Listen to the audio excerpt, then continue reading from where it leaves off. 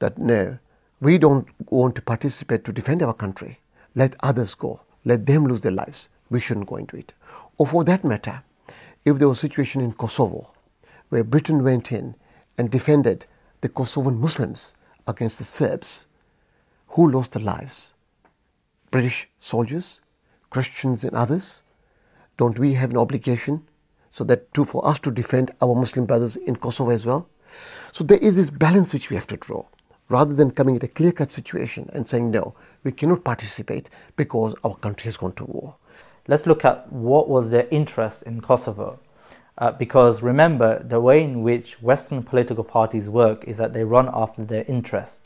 If there is not an interest, they're not going to work for it. Kosovo came at a time when NATO was an alien organization.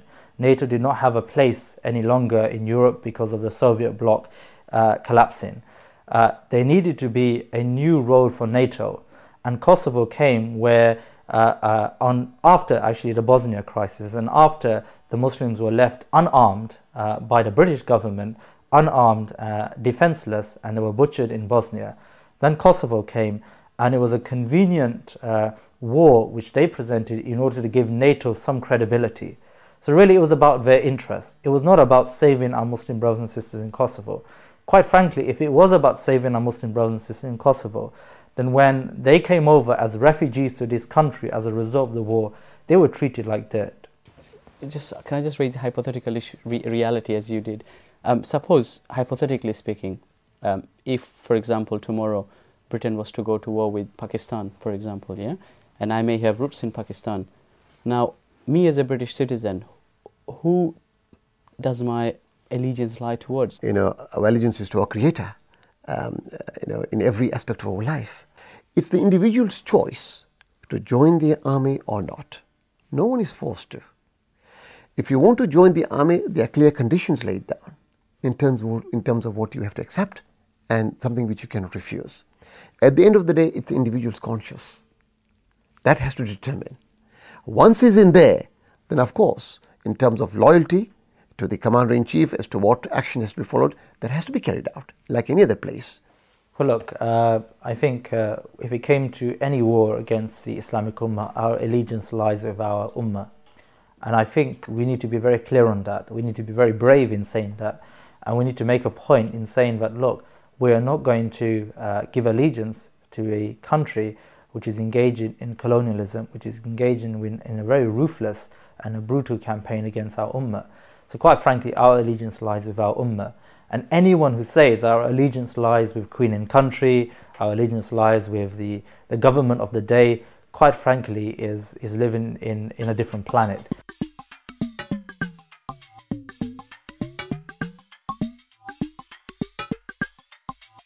Are you going to be voting in the forthcoming general election? I will not be voting for any mainstream political parties in the forthcoming election. Plus, What do you think of the political parties?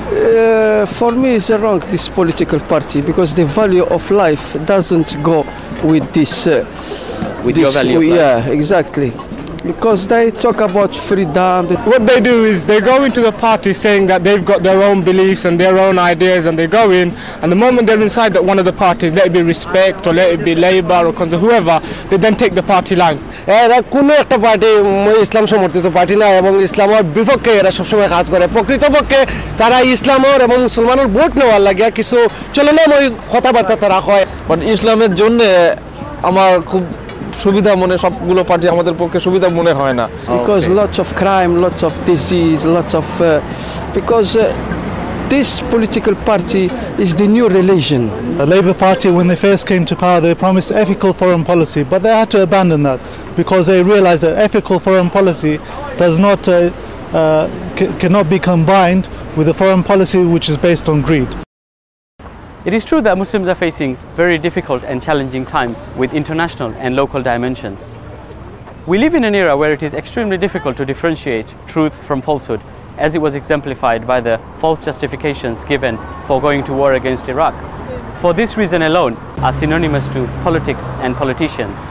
However challenging it may be, I believe that we still need to be open-minded and listen to opposing arguments. This whole venture has been an extremely interesting experience for me, to be able to speak to different personalities with wide-ranging views and opinions.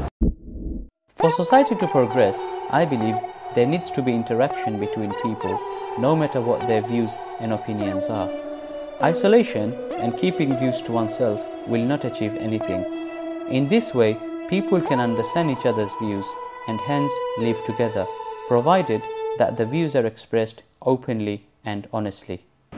On behalf of Iqra Media, I would like to thank all the participants who made this documentary possible. This documentary, I hope, has answered some of the questions in your mind, while it has raised others. This debate does not end here. It is only the beginning.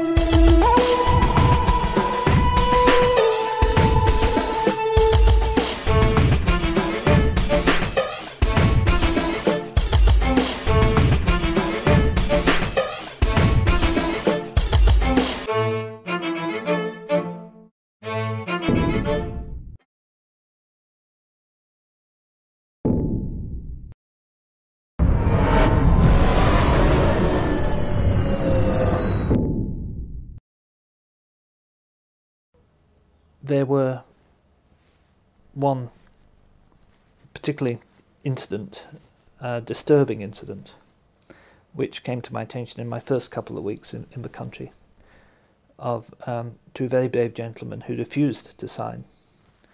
Their names were Azimov and Avazov. They were members of Hizb ut-Tahrir who had been imprisoned.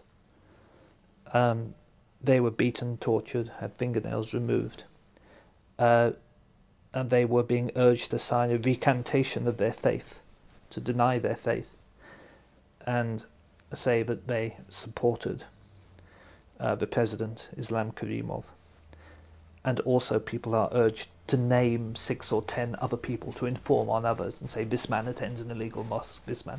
If you do this, sometimes you will be allowed to go, and they will bring in 6 other people in your place. These gentlemen refused, and also they refused to stop praying at the appointed times during the day, which isn't allowed in Uzbek prisons. They were tortured terribly, but they still refused, and eventually they were placed in boiling liquid and literally boiled to death. The mother of one of them, the mother of Mr. Avazov, was a very brave lady, an old lady. She had the body returned to her in a sealed casket. She was told under no circumstance was she allowed to open the casket before burial, and a guard was placed on the house to make sure she didn't. In the middle of the night, when the guard was asleep, she got the casket open herself, got the body out onto the kitchen table, and took many detailed photos.